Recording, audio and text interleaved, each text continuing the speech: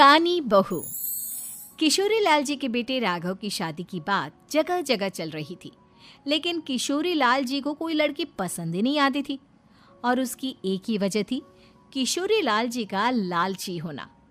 उनको लड़की वालों से मोटा दहेज चाहिए था और इसी चक्कर में एक दिन वो एक बहुत पैसे वाले के घर अपने बेटे का रिश्ता लेकर पहुंचे। उस आदमी का नाम था ओम प्रकाश। देखिए किशोरी लाल जी, मेरी एक ही बेटी है और मेरी सारी संपत्ति जायदाद सब कुछ मेरी बेटी नैना का ही है। पापा, नाम से लगता है बहुत खूबसूरत होगी। कितना अच्छा नाम है ना, नैना। ओ, वैसे बात तो सही है आपकी। अब इतना पैसा है, जमीन जायदाद है, इकलौती बेटी, आप भी क्या करेंगे? सब कुछ उसे ही देंगे ना। बिल्कुल ठीक पहचाना आपने। बस बेटी की शादी और सारी जायदाद उसके नाम। पापा, बिना देखे हाँ कर दीजिए ना। इतना अच्छा रिश्ता फिर कहाँ मिलेगा? माला माल हो जाएंगे हम। मैं अपनी बेटी को बुलाता हूँ। अरे नहीं नहीं नहीं नहीं, आपकी बेटी का नाम नैना है, सुनकर ही लगता है बहुत सुंदर होगी। रहने दीजिए अंकल, मैं तो आपकी बेटी के नाम से ही इतना खुश हो गया हूँ कि उसे बिना देखे शादी करने को तैयार हूँ। अब तो मैं उसका चेहरा सीधे शादी के बाद ही देखूंगा। और इस तरह राघव नैना का चेहरा नहीं देखता और उससे शादी कर लेता है। शादी के बाद अपनी सुहाग रात पर जब राघव नैना का घूंघट उठाकर देखता है तो नैना की आंखें बंद थी। कितने खूबसूरत हो तुम नैना, जरा अपनी आंखें खोलकर मेरी तरफ देखो तो सही। नहीं, मुझे शर्म आती है। अरे, मैंने तुम्हें शादी से पहले भी नहीं देखा, और अब अगर तुम आंखें खोलकर मुझे देखोगी भी नहीं तो मुझे अच्छा कैसे लगेगा? इससे पहले कि नैना अपनी आंखें खोलकर राघव की तरफ देखती, अचानक से लाइट चली गई और राघव नैना को पूरी तरह से देख भी नहीं पाया। अगली सुबह नैना राघव के लिए नाश्ता बनाकर लेकर आई। अरे ये क्या, आधा पराठा सेका हुआ है और आधा बिल्कुल कच्चा। ये तुमने क्या किया नैना? बहू, तुमने क्या आधा पराठा तवे से नीचे लटका कर रखा था, जो आधा सिका है और आधा कच्चा? मुझे जितना दिखेगा उतना ही तो सीखूंगी ना पापा जी। जहाँ जहाँ मुझे नजर आ रहा था वहाँ मैंने सीख लिया, जहाँ जहाँ नहीं दिखा वहाँ कच्चा रह गया होगा। इसका क्या मतलब है? ये कैसा मजाक कर रही है तुम? अरे बहू, तुमने इतना लंबा घूंघट क्यों लगाया हुआ है? देखो, हमारे घर में बहुओं को बेटी की तरह रखा जाता है, और फिर तुम तो इतना सारा माल लेकर आई हो। देखो, ये घूंघट डालकर रखने की कोई ज़रूरत नहीं है। हाँ नैना, पापा जी ठीक कह रहे हैं, तुम तो आराम से रहो, अपना ही घर समझो। नैना अचानक से अपना घूंघट उठा लेती है। अरे ये क्या पापा, नैना की तो एक आंख फूटी हुई है। नाम से नैना, लेकिन ये तो कानी बहू निकली। मेरे साथ धोखा हुआ है, धोखा। बिना दिखाए अपनी कानी लड़की मेरे संग ब्याह दी।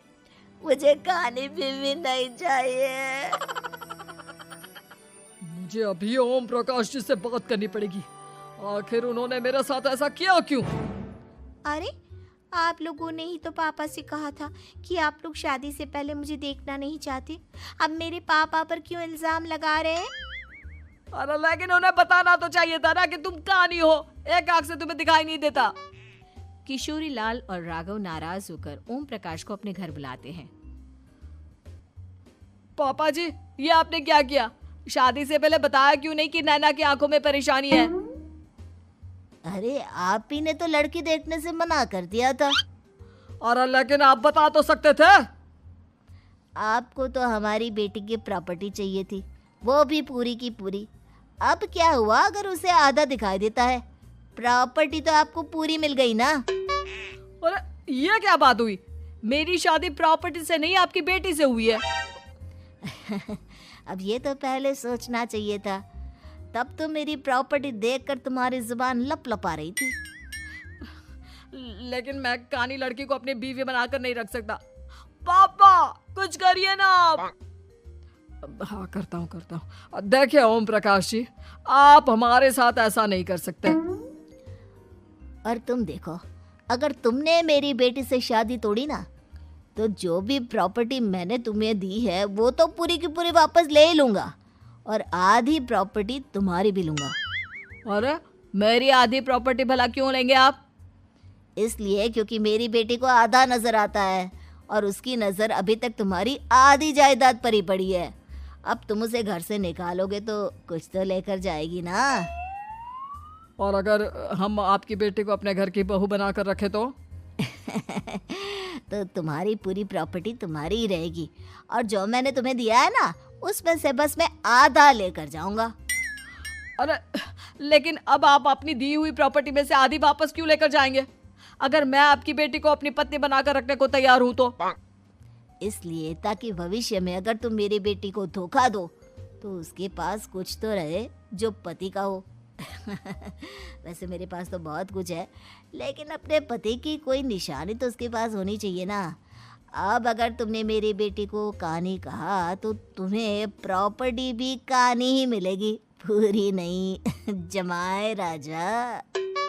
किशोरी लाल और राघव समझ चुके थे कि वो बुरी तरह फंस चुके हैं और अब उनके पास वहां से निकलने का कोई चारा नहीं है। अब समझ में आया ना, लालच बुरी बला होती है। एक तो तुम्हें प्रॉपर्टी मिली, ऊपर से बीवी मिली, उसमें तुम्हें नखरे भी दिखाने हैं। आए बड़े, चुपचाप बैठो दोनों। कुछ दिनों के बाद नैना राघव की कार लेकर बाजार घूमने निकलती है और जब कार लेकर वापस आती है, ये क्या? एक तरफ से मेरी गाड़ी पूरी खराब हो चुकी है।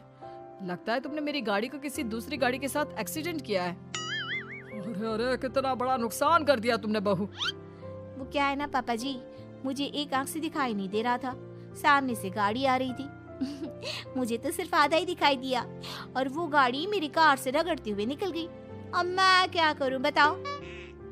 आप इसे ठीक कराने के पैसे कौन देगा? तुम्हारे पापा। तुमने मुझसे इस तरह से बात की?